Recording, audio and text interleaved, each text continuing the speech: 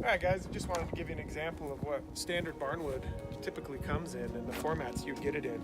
If you wanted to add some barnwood to your bedroom or something, you'd have to go to a salvage yard or go to an old barn or an old farm or ranch, and you'd have to find this kind of stuff. To the next step, which would require anywhere some pile like this, 20-30 hours of work getting it milled down, resawn down to a manageable width. But now ready to be processed and formatted into beautiful wall panels.